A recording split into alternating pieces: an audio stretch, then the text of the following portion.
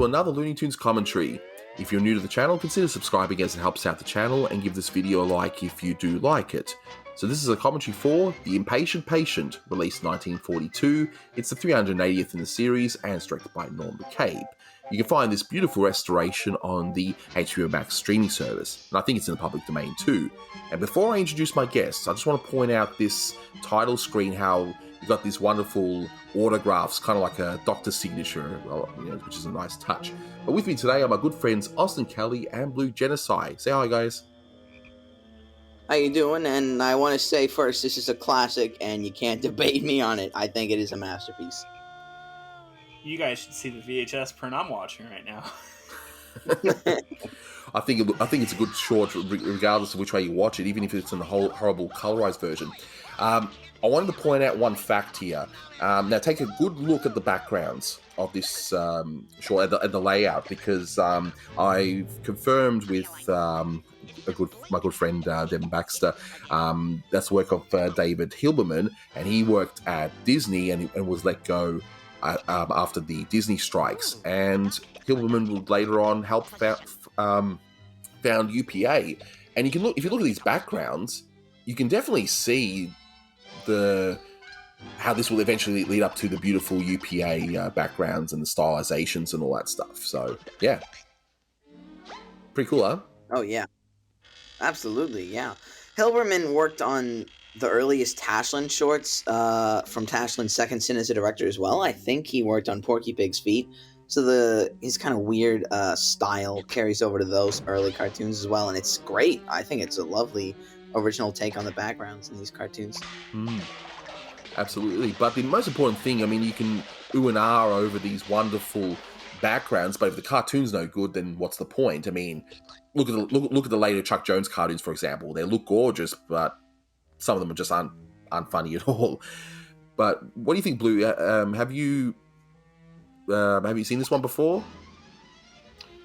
Honestly, no, I haven't.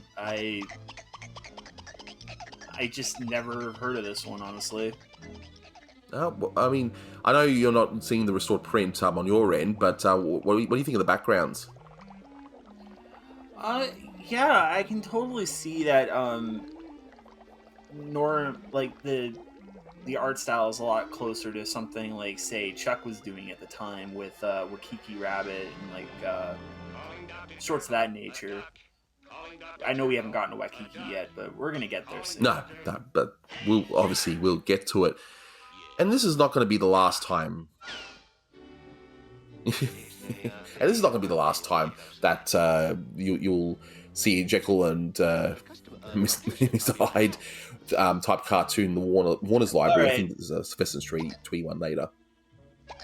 Yeah, Freeling does 3 Jekyll and Hyde cartoons later, but I think this one is just so cinematic, and it's just so ahead of its time. I mean, I might go so far as to say it's better than any of the 3 Freeling did, but I think that's just getting too much into personal opinion. Okay, and what were you saying, it's Blue? funny that you guys are pronouncing it wrong. Do you know that in the first sound version, as well as the original intended pronunciation, the name was actually Dr. Jekyll? Ooh. Okay, I never knew that. That's Jekyll.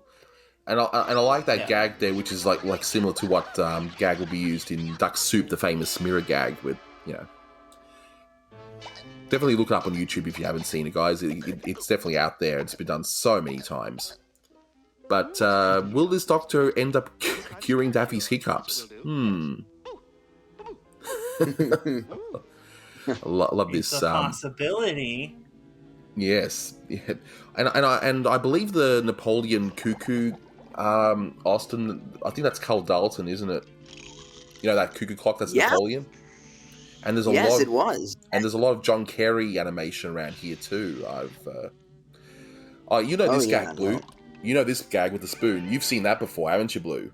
Oh yeah. It's in The Invisible Mouse.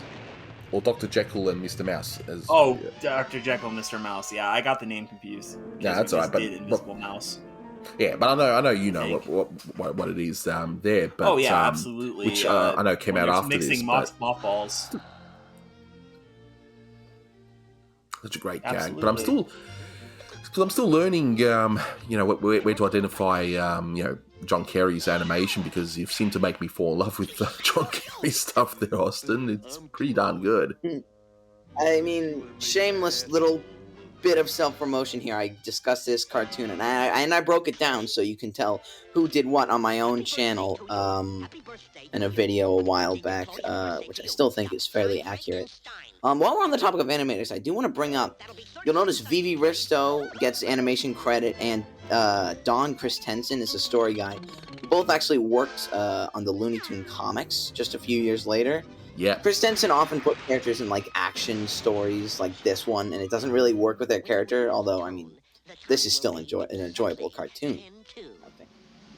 And I'm sorry, guys, I'm just so wowed by these backgrounds. I mean, like, especially after seeing this cartoon so many times in just really low quality VHS prints, colorized versions, and you name it, it's like a revelation, really.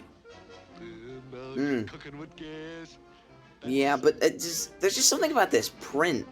I mean, it's got like these blurry little lines like you would see on an old tape master, and it makes me think that this HBO Max like restoration is really just an upscale broadcast print. But that's just me. In any case, it does look a little blurry and off, though. I don't know if they scanned a brand new element for it. That's just speculation. Sure, that's fair enough. But I think we at least can agree that this is the best the cartoons that probably ever looked, ever. At least in my opinion. Oh, absolutely. No, that I can agree with. Yes, of course.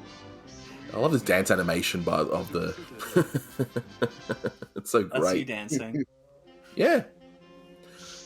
Well, that was me finding out I don't have to do any more Two Curious Puppies commentaries, or when I did my last Buddy short. That was pretty much my dance. Of course. So I love the animation there. Instead of like it was like very choppy. That was pretty good. And we're gonna get a red skeleton rather. Like people try to say skeleton for some reason. The whole he doed it. That's a reference there. So final thoughts as we wrap this one up. It's great. That baby looks like exactly what I'd expect a baby Elmira to look like. And I think this is great. This is a very underrated short. So, as always, thanks very much for listening, guys. Until next time, take care. See ya. Ciao.